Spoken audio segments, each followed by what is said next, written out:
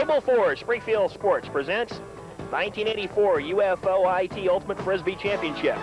Today it's the Women's Tournament 7 Final, and today's tournament fits the Chicago Nemesis versus Lawrence, Kansas Grasscarps. And Frisbee is brought to you by Ozatco Bull Company, by Barclays Rental, and by Bressler's 33 flavor ice cream.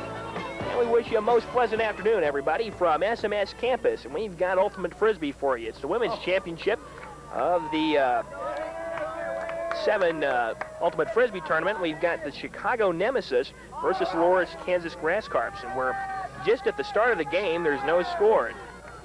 Women's Tournament right now, the Grasscarps will be in the black shirts. They're from Lawrence, Kansas. They're more or less comprised of players from school teams.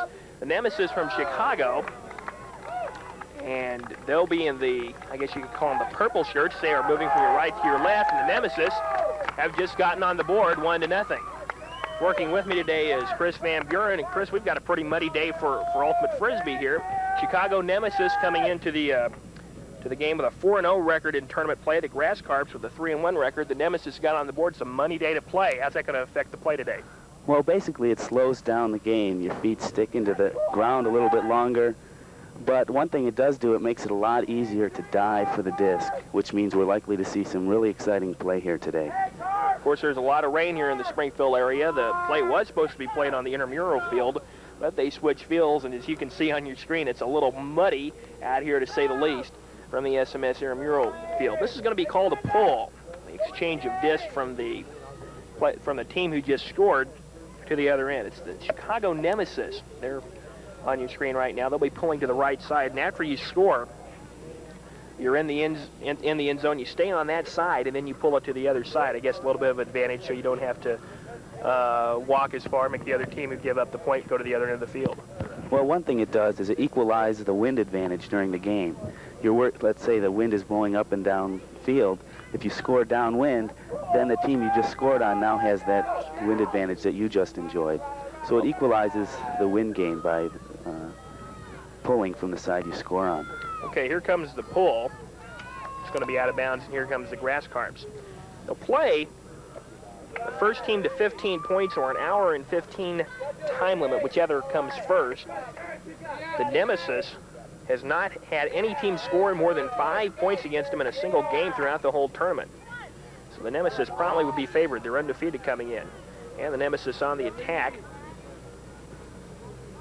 This is Michelle Whitehead, the captain, with the disc. Now this particular type of defense, they can't double team. They have to just have one-on-one type pressure. Pass into the end zone was trapped, and here comes the Grasscarp. Now what is, Chris, what's a legal type of defense here? Well, as I mentioned before, you're not allowed to double team the thrower. In other words, the person with the Frisbee, there's only one person allowed within a 3-meter radius of that person, unless, of course, there are 2 offensive players within that area. That's pretty much it. It's a non-contact sport, so you're not allowed to take out a receiver or even contact the receiver as he's catching the disc. And the Nemesis just get on the board. You can tell it's a pretty muddy day to play here.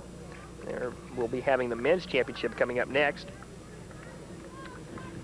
Before the ball game, Jeff Brewer had a chance to talk with the Nemesis captain Michelle Whitehead, and he asked her what motivates a team to come down to Springfield to play in a Frisbee tournament from Chicago. Well, we've been playing together for a long time, and it's like an annual thing. We come down here every year.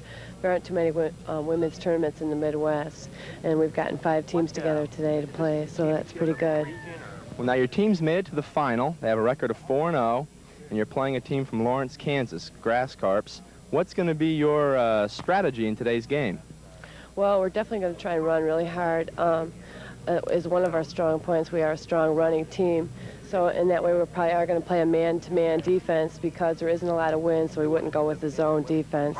Probably work our passes short, go with the bomb occasionally if the situation permits itself. Now, defensively, what type of plan of attack do you have, man-to-man or zone? A man-to-man, definitely. A zone defense is critical when there is a lot of wind. You're forcing the passer to pass right into the wind, which definitely makes it a lot harder. And whether a man-to-man defense, we're right on that person, and it'll be a lot harder for them to keep up with us, I think, because we're a pretty strong running team. How about these conditions, all the rain and mud? How does that affect your club? Not so bad. We've, used to playing with this in Chicago. We've, run into a lot of wind up there, but the rain isn't so much a factor, like today the fields are really soft, which is really nice if you do have to dive or get horizontal. Well, Michelle, thanks a lot and good luck. Thanks.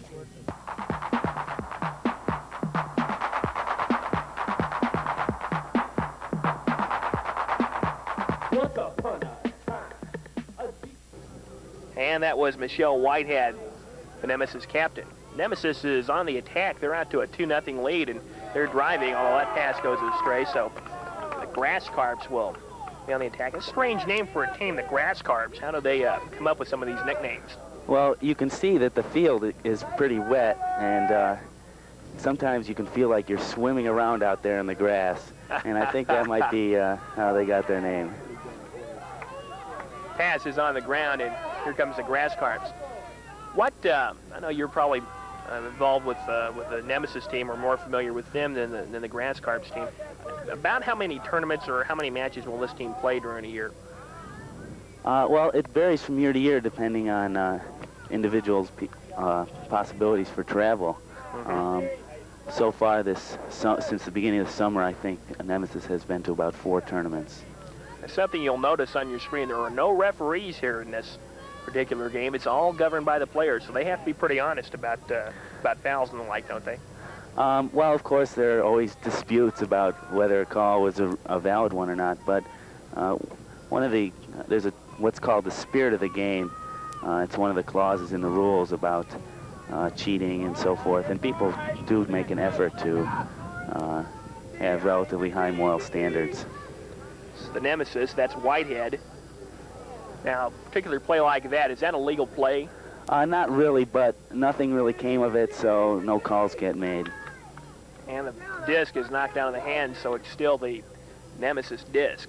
Now, the Grasscarps are going with a man-to-man defense, although they can go with the zone. Pass is knocked down. It's going to be a muddy one out here today, that's for sure. The men's semifinal game was played earlier today, and we'll have the men's district, or the men's 7 championship coming up for you next year on Cable 4. Playing field dimensions, it's 70 yards by 40 yards, and your end zones are 30 yards deep. 25 yards. 25 yards here, okay? So you've got plenty of room when you get to the end zone to make the play. Yeah, that's one of the exciting things about the game. You can really throw a long pass, and it's in the end zone for a long period of time, so there's a lot of long running plays deep into the end zone. We see the Grasscarps, and they're having some trouble getting their offense moving. It's still 2-0. There's a long pass down the field, and that's going to be into the end zone, and that's going to be a score for the Nemesis, and they'll go out on top 3-0. That was Amy Becken. She's one of Nemesis's better long throwers, completing the pass to Sarah Leiter in the end zone. So the Nemesis up 3-0, and before the game, Jeff Brewer had a chance to talk to the Grasscar captain, Lori Coney. Asked her the same question: what motivates a team to come here for this particular tournament? This is one of the biggest tournaments in our area, so we've been here the last 3 years. It has the best teams in our region here usually every year. Could you explain to our listeners, the viewers, the two types of throws that are most used in Ultimate Frisbee? One throw that most people think of as how to throw a Frisbee is a backhand throw, which is normal, just releasing it in front, and then there's a 2-finger you throw from this side of your body, throwing off the middle of the tip of your middle finger. It's off this side. It's just pretty much flipping your wrist, letting it go that direction. Now in today's game, your team of course has reached the final. They have a record of 3-1, and do you plan to use a long or a short game today? Our short game is a little better than our long game, but we had a little more success yesterday with the long throws, so it probably will depend on the wind. Now on defense, I understand you could either play a man-to-man or a zone. Which defense do you prefer? I prefer man-to-man, and our team usually plays that strategy also. How do you think the rain and mud and the field conditions will affect your ball club? We played in downpours almost the entire day yesterday, so it shouldn't affect our morale any, but it may slow our game down. The Frisbee's getting really heavy and really slick. So. Well, Lori, we wish you the best of luck. Thank you very much.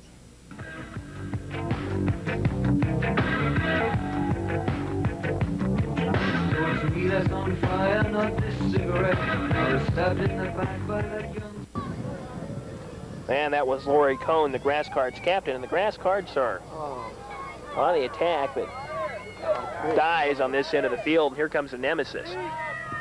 The Nemesis has a particularly good defense. As I said, they've had no team score more than 5 points against them. Does that come more from playing together for so long? How long has this team been together, the Nemesis? Well, the Chicago team got started about 5 years ago, but recently a number of college graduates have moved to Chicago who played Ultimate as undergraduates, and they really have boosted the team just in the past 2 years. And here comes for the disc back up the field. I guess more the players like to call it a disc or a Frisbee. Which is more accepted? I think it gets called a disc more often than anything else. So we'll go by the more accepted terminology. And the Nemesis are on the attack. Do all these players in the tournament all come from the same town, or do they do like, I guess, a softball team and play for a team that goes under a name of a town during tournaments, but not they come from all over? Well, I would label Nemesis as a Chicagoland Frisbee team. Excellent play by Lori Cohn. That's Lori Cohn, the captain, and the Grasscarps are on the board 3-1. We're at the Ultimate Frisbee Championships on the SMS campus. The Chicago Nemesis 3 and the Lawrence, Kansas Grasscarps 1. We'll be back right after this. Chicago Nemesis lead over the Lawrence, Kansas Grasscarps. Ultimate Frisbee Women's Championship here from SMS, and here comes the pull by the Grasscarps. It's going to be short up the field. Now, what particular type of pull do they have to have? Do they have to have it so far? Does it have to go over the middle of the field, or what exactly does it have to? How far does it have to go? Well, the only regulations governing the pull is where players should be standing when the throw is actually released at the beginning, and that is that all 14 people have to be on the line and standing stationary when the pull is, or behind the line when the pull is thrown. There's no. If it's a weak pull, if it doesn't go downfield very far, that's just to the advantage of the receiving team. And quickly down the field, the Nemesis on the attack. Pass into the end zone, and now they're up 4-1. And Jeff Brewer is down on the field, and he has Dan Murphy. He's going to talk with him. Gentlemen. Okay, I'm with Dan Murphy, one of the local players here in the Springfield area. And Dan, your club today got knocked out. What was the score and the result there? Well, we got beat pretty bad today. We made it to the semis yesterday. We played the quarterfinal game, and today we lost 18-4 in the semifinals. Now, what is the name of your team then? The Mounties from Springfield. I see. And are you the team captain? This tournament, yeah, I was acting as team captain because I was injured for the tournament and couldn't play. I know one of the points you made as I was chatting to you here earlier is that there are no referees or officials in Ultimate Frisbee. How do you feel about that? I think that's one of the real positive things about the sport. It's camaraderie is emphasized when we play, and it's like you police yourself, because if you get fouled, you're the best one to know whether you're fouled or not. You don't have to depend on officials, and I think that really contributes to the sport quite a bit. And Dan, you mentioned also that you've been to every event since 1978. You must really enjoy this sport. It's a great sport. I think it's the best sport there is. And I'm real happy to see how it's progressed over the years. This year we're more organized than ever. And I think this is probably, the talent at this UFO tournament is about the best it's ever been. Well, Dan, thanks a lot. Thank you. Yeah, that is Jeff Brewer with Dan Murphy. He brought up an interesting point about how long this Ultimate Frisbee's been going on. When do you think as pass goes just close to the end zone and she's in, so the Nemesis has got on the board. Now they're up by a score of 5-1. But Chris, how long has Ultimate Frisbee really been this organized, especially here in the Springfield area? Well, this Springfield tournament, I believe this is the 7th year. So this is a well-established tournament. The Frisbee originated in 1968 at Columbia High School in New Jersey. A few high school students got together in a parking lot and decided to play a game with a Frisbee, came up with some rules, wrote them down, spread them through the high schools in the area. And in '72, 4 years later, was the first intercollegiate game. It seems to me that Frisbee is mostly concentrated here in the Midwest. Is it, well, or at least these teams in the Midwest? What's it like nationally on the East and West Coast? Well, in fact, the Midwest is considered one of the weaker regions for ultimate Frisbee. There are two regions in the East, the Mid-Atlantic and the Northeast, which are very much stronger than the Midwest. And then there's the West Coast team, particularly California, the West Coast area teams. I guess that's where most people would associate Frisbee with being from. In fact, it was imported to California by a bunch of New Jerseyites. Well, the Nemesis has the disc now, and they're out to a 4-point lead. You get a point for scoring. You have to break the plane of the end zone. They've done that 5 times. The Grasscarps only have 1. They're having trouble getting footing. You can tell there's a lot of drop disc and passes just out of the way, and they're having trouble adjusting to the footing out here today. A lot of rain last night and yesterday here in the Springfield area. This tournament being contested on a Sunday afternoon. And if you can believe this field is just a little bit drier than the intramural field, so certainly having their trouble with the field conditions. Here comes the Nemesis on their offensive attack, and here comes a long pass down the field. Now, generally, to Nancy. You can see that it's awful slick out there. You would seem to me on this type of day that you would want to minimize those long passes as much as possible because the footing is just not there today. Well, one thing about this game is we wear large cleats. And this field really looks much worse than it is. There's about 2 inches of mud, but underneath that, once your shoe splashes through it, the field's pretty firm. The long throw, it can be an advantage if it's muddy. If you leave your opponent in the mud just as you're getting into the grassy area, sometimes that can be a big advantage for a long throw. You can see him trying to get all the mud and the gook off the disc on the far side. That makes a big difference on the throws. When that Frisbee is muddy, wet, cold, throwing and catching become much more difficult. Now, do each of these teams have specific plays? It would seem if they play this type of tournament competition, they would have a certain amount of plays they would run. Do they have like numbers of plays they would call, or is it just basically freelance out there? It's basically freelance. There are types of running motions, cuts, that get you open. So those you tend to see those. A throw to the side without any upfield gain like that is called an outlet, usually used to change the point of attack on the field. And here goes the Grasscarps. They're from Lawrence, Kansas. Particularly tight defense by the Nemesis. 5-1 is the Chicago lead. 5 women's teams started in this tournament, and these 2 are the survivors. Right at midfield now. Grasscarps seem to have difficulty getting a downfield pass. And here comes the Nemesis.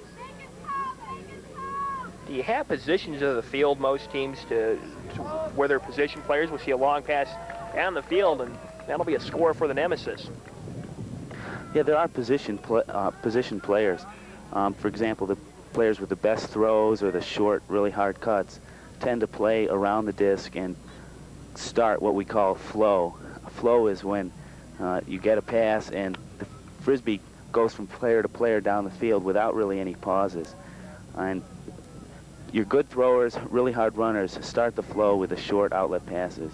And then you have people working downfield cuts, kind of like wide receivers in football, trying to get open once the flow gets generated by the workers. We see some of the crowd alongside here, the field on the SMS campus. Fairly decent crowd out here today. 75 to 100 people possibly as we get set for the pull from the Nemesis. Like I said, they'll play an hour and 15 minutes or to 15 points, whichever comes first. Now, when you catch the disc on a throw from another player, how many steps are you allowed to take legally? You're allowed three contacts with the ground, so it's very similar to basketball. one aspect of the game is that if you're sprinting very hard and you catch the Frisbee, you're allowed more steps than if you're standing there. The general label is momentum steps. So if you're sprinting hard, you might get 5 steps. If you're not even moving, you wouldn't get any. It's just judgment on the player's part, in other words. Yes. It's the Grasscarps in the black. I guess everybody's beginning to look that black. That was Michelle Whitehead on D. She's the captain of the Nemesis, and she has the disc and a long pass down the field. To Peggy Browning. Just a little bit short. Well, there you see the disadvantage of the longer type pass. It's a good type play when you have the defense back behind you on a play like that, isn't it? To get that long pass. Yes, it's more or less a fast break play. You want to beat all the defensive players and punch the Frisbee all the way downfield. But, of course, a longer pass is harder to throw. Do you have any type of a time limit? For example, on the play right there, the Nemesis player was tied up for quite a long time. Is there an amount of time that you can stand there for? You have to make a move or have to throw the disc? Yes, there is. The player, the marker, the person covering the thrower, counts to 10, a 10-second count. If she says the word 10, even begins the word 10, before the throw is released, it's a turnover, and the offensive team loses the disc. This is on the far side. This is a Grasscarps. Nothing like offsides as in hockey or soccer. No offsides. And that pass is almost picked off, but that disc is really muddy. You can see the players having trouble holding on to it. Now, the Grasscarps offense is stalled. It's the Nemesis up 6-1. What's the method of substitution in this particular ball game? Are you allowed so many substitutions per half, or is it free substitution, or what exactly? You're only allowed to substitute when a goal has been made. So these players will be out on the field until a goal. But at that point, you can make as many substitutions as you want. Long pass down the field, and it's broken up, and the Nemesis will come back to the other game. Tom Perry. Good try, Carp! So I believe Denise just called a timeout. How many timeouts are you allowed per half? 3. So they use one of their timeouts, and we're at the women's Ultimate Frisbee tournament, and it's the Chicago Nemesis 6 and the Grasscarps 1. We'll be back right after this.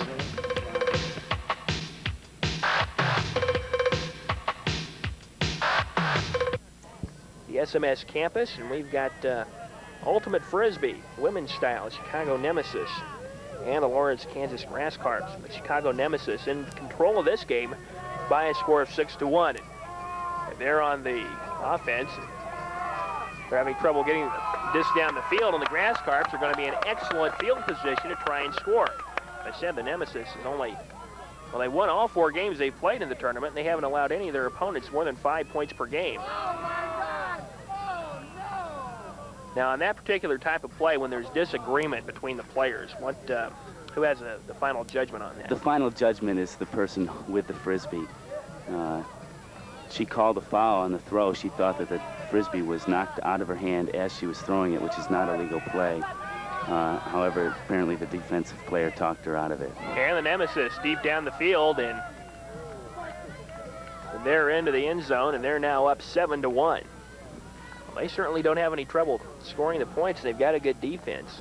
About how much would a team like this practice, Chris? Nemesis practices 3 times a week.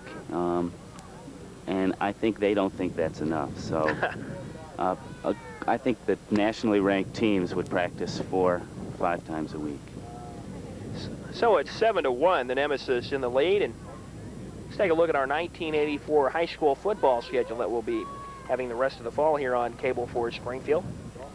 Next week, we'll have the Kickapoo Chiefs and the Hillcrest Hornets. That'll be a Thursday night special. And you can see the rest of our games as we move down through the conference and the city schedule. We've got a whole or a variable number of games for our 1984 high school football schedule. We'll end it up on Thursday, November the 1st with the Glendale Falcons against the Kickapoo Chiefs. And high school football is seen exclusively on Cable 4 Springfield. And there you see our 1984 football schedule for the remainder of the year.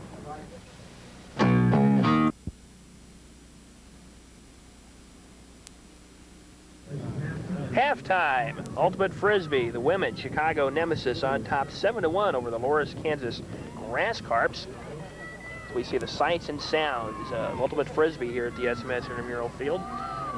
And on the sidelines, Jeff Brewer has a chance to talk to some of the Ultimate Frisbee faithful here at Fieldside. I'm with 3 players from the Horizontals team, a club from Lawrence, Kansas. Would you please introduce yourself and where you're from? My name's Dave Buck. My folks live in Derby, Kansas. My name's Kermit Gilbert, and I live in Topeka, Kansas. My name's Bob Egan, and I'm from Tulsa, Oklahoma. Now, I know you're here pulling for the Grasscarp team. How would you evaluate their play in the first half? Bad question. They haven't been real hot. They're playing a tough team in Chicago, and hopefully this half they'll be able to turn it around. Now, your club, I understand, was eliminated. What was the score in that game? What did we lose, guys? 13-15. 13-15 to the Mounties here from Springfield. It's unfortunate that it happened, but they played tough. They really did. Played good. Okay, and what do you look for in the second half here from the Grasscarps? What do you think they have to do to turn this game around? Well, I think they have to go deep a little more because it's really sloppy out there and it's hard to work it up the field in the mud. So I think if they go deep a little further and they get turnovers deep in the opposing team's end zone or field, they can score them easily than if they have to work it the whole length of the field. And I think the Windy City team or the Chicago team is going deep more, and I think that's the difference in the game so far. Okay, well, gentlemen, thanks a lot for taking time out to talk with us. Hope to see you here next year. Okay, get gnarly. Thanks a lot, Jeff. Here on the side here at the not the intramural field. They had to move from the intramural field to another spot here on the SMS campus. Chris, let me ask you, who gets these tournaments organized? How do you get people together from Chicago, Lawrence, Kansas, and all throughout the Midwest? Well, there's an association called the Ultimate Players Association. It's a basic players organization, kind of like the golf players or any other sport that has players associations. The different thing about this Players Association is it does all the organizing, or individuals involved with Ultimate do the organizing. It's a very grassroots sport. There are people spread out all over the country that like to have tournaments, like to have friends come visit and play in their hometown and set up the tournaments to get that kind of thing going. They just play in the summertime, I guess, around the Midwest due to the weather conditions, or do they play all throughout the year? We in Chicago play throughout the year, even in the wintertime. It gets pretty brutal when the ground is frozen, but we feel that we gain some mental toughness by playing the whole year outdoors. We're still at halftime here from the intramural field at SMS, and at halftime it's the Chicago Nemesis 7 and the Lawrence, Kansas Grasscarps 1. We'll take a break and we'll be back in just a moment. You're watching Cable 4 Springfield Sports. Option Invitational Tournament, the 7th annual here on the campus of SMS University. And the Chicago Nemesis on top 7-1. We'd like to remind you about the Ken Hatfield Show, and you can see it exclusively here in Springfield on Cable 4 Springfield. Next week, Paul Eels and Ken Hatfield will review the University of Tulsa game that the Razorbacks won, and they'll preview the Navy game. And there you saw your times, and it's seen only on Cable 4 Springfield. Nemesis getting set to start the second half with a pull. Go to 15 points or an hour and 15 minutes. Nemesis got to 7 points. They're considering that halftime. I think that the cap is at 15 for this game. The game is actually to 13, but you have to win by 2. And if no one wins by 2 by 15, then the first one to 15 wins. And the Nemesis in control of this game, 7-1. The way they've played, you would have to say they're in complete domination of this one. There's the pull by the Grasscarps. The Nemesis will receive. On the far That's side. Cheryl Hirschbein with a frisbee to Amy Becken. It's quite a muddy day here at the intramural, or the SMS campus. Keep wanting to call it the intramural field, and I guess this is actually just one of the fields south of SMS. Grasscarps are on the defense. Do they have any type of financial support from any corporate sponsors? That pass just out of the end zone. It'll be Grasscarps disc. But any corporate sponsors trying to help out any of these teams? A number of teams do have corporate sponsors. I know that the St. Louis team that's also in the finals has sponsorship with a frisbee, not a frisbee, a pizza company in St. Louis, Pantera's Pizza. I know that the Budweiser beer company sponsors several teams, and shoe companies, Nike, Adidas, have often liberally applied equipment and some money for some teams. This is a unique sport in that really you don't need a lot of equipment, I'm not guessing, rather than a uniform top. And we mentioned the spikes. It looked to me at first glance like they were wearing tennis shoes, but I have noticed a number of them wearing the cleat type shoes. But really, you don't need a lot of equipment to play this game. No, it's a very nice sport in that way. You need a frisbee. You can get one at your corner store for $5, and a pair of good athletic shoes, and you're all set to go. The pass is into the end zone, and the pass is going to count for a point, I believe. Yes, that's and right. It'll be 8-1, the Nemesis lead. Do they use any type of a special disc for this type of game? You know, to me, when I go out and play, just in the backyard, throwing the frisbee around, is that type of disc what they use here? Do they have a special type of disc from a sporting goods company that they use? Yes, there is a special disc for Ultimate. The rules state that the WAMO 165 world-class frisbee is the official disc. But captains can agree on any disc before the game. As long as both teams agree on it, any disc can be used.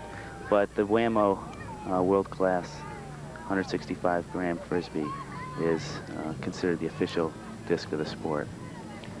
In the first half, the Grasscarps committed 20 turnovers, and the Nemesis only had 18. The Nemesis, even though they committed about the same number of turnovers, are on top, and I think it's 8-1, even though they haven't changed the scoreboard on the far side.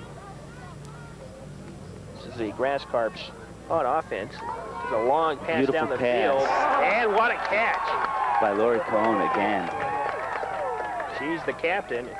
Boy, I tell you, you've got to want it awful bad to go down in the mud and the goop today. Just out of the reach. It's the Grasscarps in the attack, and they almost put the disc into the end zone for a point. Nemesis will come back the other way. Rather warm day to be playing frisbee. The early fall afternoon here at SMS. Now, when you throw the disc back in, do you have to be at the same spot where the disc was dropped, or do you have to be where it was released from, the last person to contact, or where can you throw it back in from? Well, if you pick the frisbee up on the field, you have to play it from where you pick it up. If it goes out of bounds, you're supposed to play it from where it crossed the boundary of the field. 8-1, the Chicago Nemesis lead. 5 women's teams in this tournament when play began. Because there are no officials, sometimes it's difficult to understand what's going on. The play may stop because a player made a call, perhaps a foul or a pick. And it's hard to hear from the sideline, so sometimes stoppage of plays can be confusing. And this is Nemesis on the attack. That's Chris Whitehead, or Michelle Whitehead, I'm sorry. And into the end zone. Goldman for a score. And the Nemesis in control of this one now, 9-1. Well, I tell you, the Nemesis having no trouble defensing the Grasscarps, and they're doing their share on the offensive end also. And they lead 9-1. We'll be back with more Ultimate Frisbee right after this. Getting the hang of those.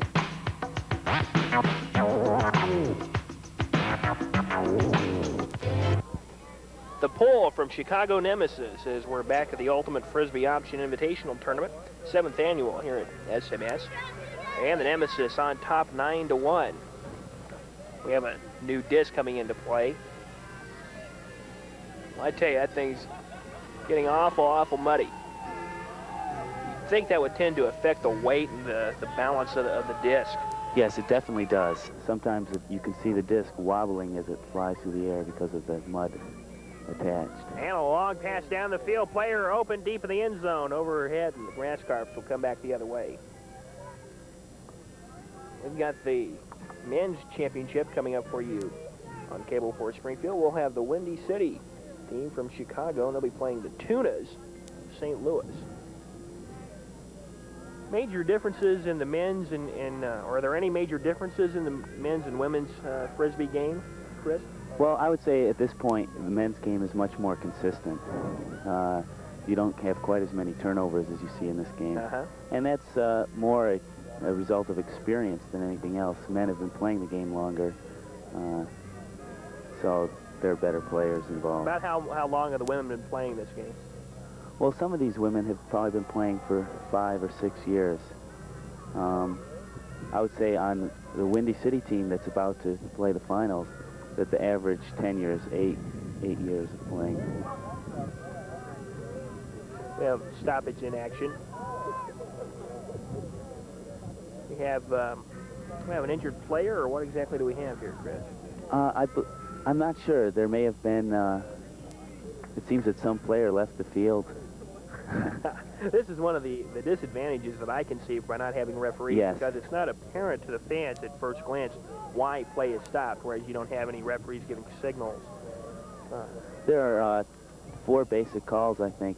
A foul, for example, if there's contact during the play, that's a foul. There are picks. You're not allowed to pick players out of their cutting lanes.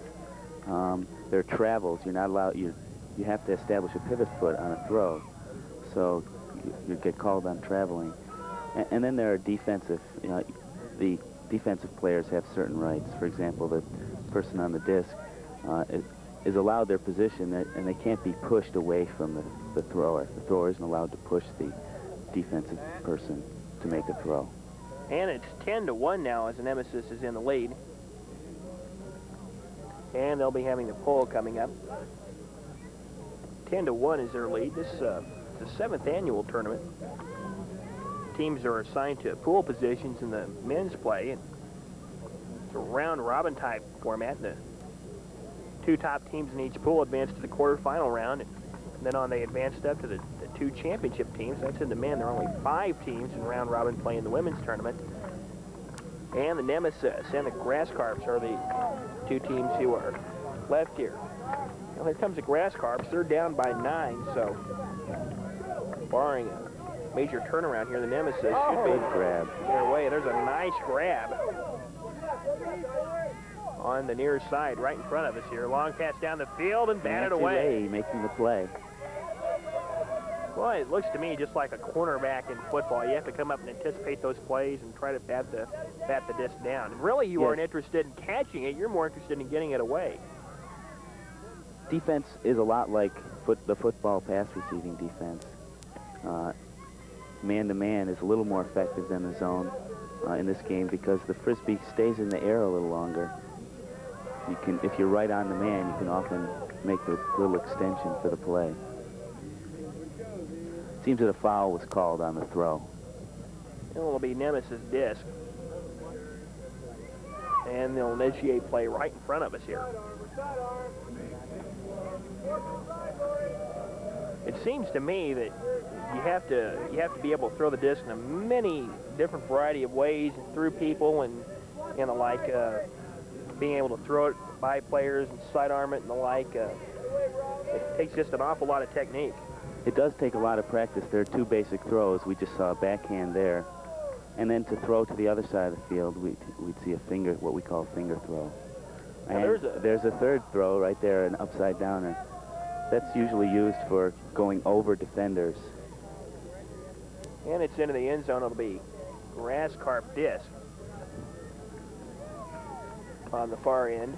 And a timeout is called by the Grasscarps. 10-1's the score. The Nemesis in the lead, and we'll take a short break here, and we'll be back in just a moment. You're at the Ultimate Frisbee Option Invitational Tournament on Cable 4 Springfield.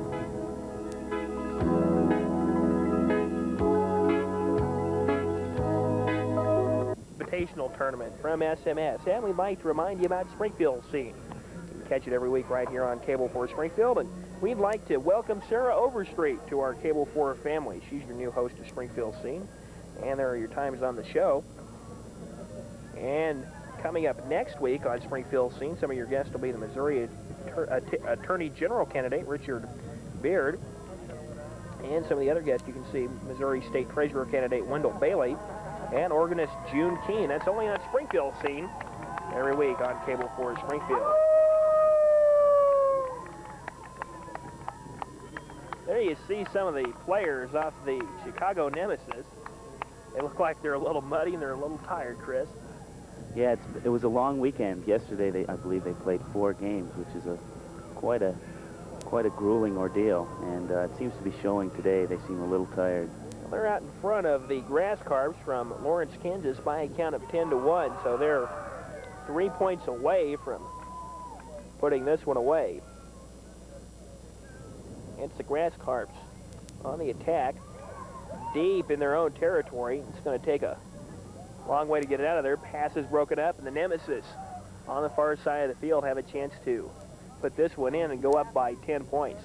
Michelle Whitehead with the Frisbee again to Nancy Lay, but Denise Tomperry with the catch. Well, it looked like the disc flies in such a way that you were thinking that one player was going to get it, but Tom Perry was in position to make the catch, and it's 11-1 now. Nemesis in the lead. And they've dominated throughout. They jumped out on top 2-0, and they've never been fronted since that. About how many more tournaments will these teams play in the rest of the year? Well, this is really the beginning of the qualifications for national championships. Those are in the late October and early November, what are called the sectional tournaments, and then the regional tournaments after that. And then winners at the regionals will go to the nationals during Thanksgiving. So really these teams are gearing up for a rugged tournament schedule in the next few weeks. And I'm gathering they're going to play teams from regions throughout the nation. And where's the national tournament going to be held? I believe this year the national tournament will be in Santa Barbara, California. Wouldn't want to have the national tournament in a nice warm climate like Milwaukee in late October, early November, would you? No, that would be pretty uncomfortable. Well, it's 11-1, and the pull will come from the Nemesis. There you see some of the Grasscarp players trying to get back into the game. And the Suns made an appearance now, so it's not a bad day. Otherwise, that field certainly is showing the worst for wear. You have one designated player who will usually pull the Frisbee, or is it traded off a lot? Well, you really want your strongest throwers to be throwing the pull, and usually you know who those are, so they tends to be relatively restricted. Grasscarps trying to get this down the field on the far side. Nice downfield pass, but broken up. And so here goes the Nemesis. It looks like they're trying to maybe keep the play on the far sides of the field, which are less slick, I guess you could say. That could be one reason they're having trouble. It's important to use the entire field. If you're trying to run your offense in a small area, then the 7 players in the other team pick up on that pretty quickly and can shut you down. Into the crowd down here, so it'll be Grasscarp disc right in front of us here. Almost broken up now. Can you keep 1 foot inbounds and 1 out of bounds when you're on the side here, or what exactly is the rule on? Do you have to have both feet inbounds? The rule is that your first point of contact with the ground has to be inbounds. Okay. So 1 foot, 1 knee, and elbow, whatever hits the ground first, that has to be in. And the turnover goes to the Nemesis. They're from Chicago, Illinois. They're more of a club team. Lawrence, Kansas, the Grasscarps, made up of collegiate players. The team organization really favors club teams now because the colleges are a training ground more or less for ultimate players, and when they get out of college they join club teams after they've already learned how to play. So the organization of the sport is really favors the clubs. A deep pass into the end zone for a point for the Nemesis, and they've blown this one away. It's now 12-1, so they're 1 point away from putting this one into the record books and sweeping through this tournament with a 5-0 record. I think this will be a major accomplishment for Nemesis. I don't believe they've ever gone through a tournament and dominated it to this degree before. Well, they're out on top 12-1, and they're going to hold their record intact at this rate. They haven't allowed any team they've played in this tournament to score more than 5 points on them. There you see some of our fans having fun on the side at the SMS field. People who come out to this tournament, this observation I've noticed, they have a lot of fun. They have a lot of good Frisbee, and they just have a generally good time when they come out here. It looks like a very close-knit type group. Yeah, it really is. a lot of friends are here. Everyone gets to know each other. There's always a party. And the real goal is to have fun. Of course, winning is more fun, but well, if you're not winning, you're on the sidelines having a good time. To me, you see so much commercialism in sports anymore. This really gets you back. You used a good term a while ago, to the grassroots, and going out and having fun with it. I guess that's one of the reasons why Ultimate is so popular. And it's growing in popularity. You can see, just all types of things going on the side. Sound system going on here on the far side, individual groups getting together. Everybody's having a good time out here at the SMS field. Nemesis 1 point away, and they'll have the pull. Barring a major comeback, the Grasscarps are going to go 3-2 in this tournament. The result seems pretty inevitable at this point. Way out of bounds, it'll be Grasscarps disc. And we said coming up in our men's championship today, it'll be Windy City from Chicago and the Tunas from St. Louis. Have you seen the Tunas yet this year, Chris? I don't believe I've played them yet this year, but of course we see each other quite a bit from year to year, and they're always a strong team. They're really hard runners, excellent throwers. It's going to be an exciting final. Give me a little bit of background on your particular ball club. Where do you think you are this time of the year? You think you're peaking about right now? We think we're doing quite well. We just got back from Switzerland where we won the World Championships. We went 15-0 there, I believe. In Switzerland. Beating Sweden in the finals 21-15 or something like that. Where do you folks get the financial backing to go to a World Championship like that in Switzerland? Well, the individuals in our team who went to Switzerland are all businessmen. They have their own financial backing. Oh, okay. Well, Nemesis close to the end zone. Pass in, and the disc is caught. I guess that'll wrap it for up. A point, and that's the ball game. 13-1, the Nemesis wins the tournament over the Lawrence, Kansas Grasscarps. We'll be back to wrap it up in just a moment.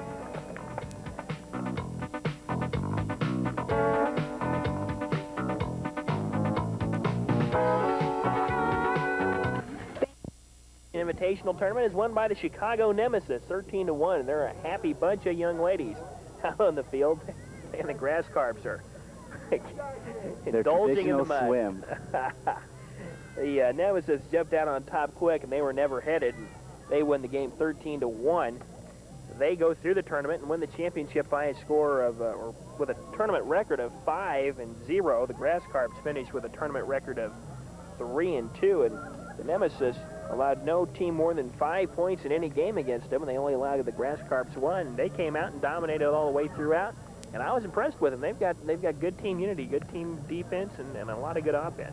They've been working hard. This summer there was a summer league in Chicago, and they competed against men's teams. I think that really made them a lot stronger, a lot more together.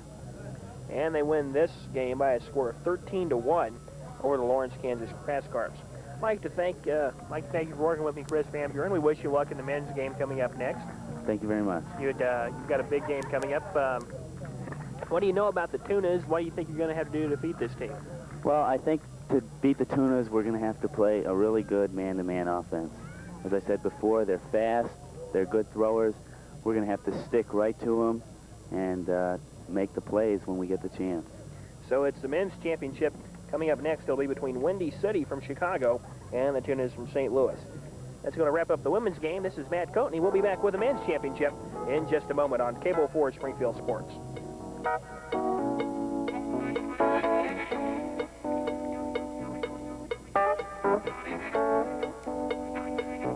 Tunas, and I've